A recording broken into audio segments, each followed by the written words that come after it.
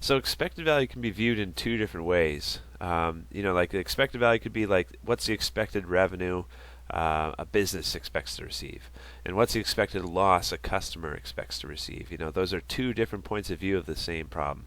And actually, when I first took a look at this question, I thought they wanted us to calculate the expected value from the high school club's point of view. But after looking at it a little bit more, the only way we could actually use like what we've learned is by calculating the expected value from a raffle ticket customer's point of view. So thinking about the raffle ticket customer, the expected amount of money that they're going to receive is going to be, at the end we got to subtract $10, because here, let's just put that in to start. Negative $10. They're going to expect to lose $10 because they purchased this raffle ticket. But then they could win $1,000, but then there's kind of a low chance of that happening. There's only one out of 15,000 of those tickets available. So that's how you do expected value. You take a value and multiply it by its probability. The next value we have is $500. There's two of those available, so the probability of winning that $500 prize is 2 out of 15,000. And then we could win $300, but then we have to weight that down by the probability of actually winning that. And then we've got 150 times 10 out of 15,000. Okay, so that's the calculation we need for the expected value. And again, the way you do expected value is you take an amount multiplied by probability plus another amount times the probability.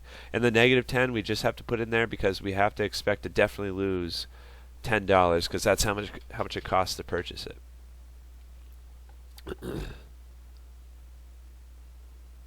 Just think for a second here.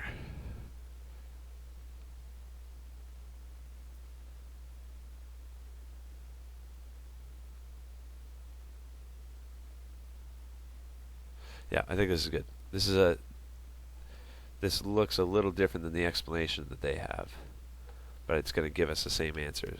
Two different ways of doing the same thing.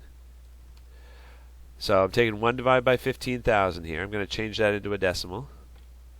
And then with my calculator, I'm going to multiply that by 1,000. So it gives us 0.06. So expect to make just 0.06667. I'll just round off there. And then this next one, let's change the 2 out of 15,000 into a fraction. So 2 divided by 15,000, then multiply that by 500. This one, same thing, 0.06667. We'll just carry out our decimals to make Newton happy. Then we got 2 divided by 15,000, then multiply that by the 300. So we get 0.04. And then we have 10 divided by 15,000, multiply that by 150. So it gives us 0.10. So if we add all these up, this will be the expected value for the ticket. With the raffle ticket, the expected value almost always should be negative, right? Because you expect to lose some money. It's just a game that we play. It wouldn't be a good raffle ticket like fundraiser if the fundraiser itself didn't make money and you lost money, right?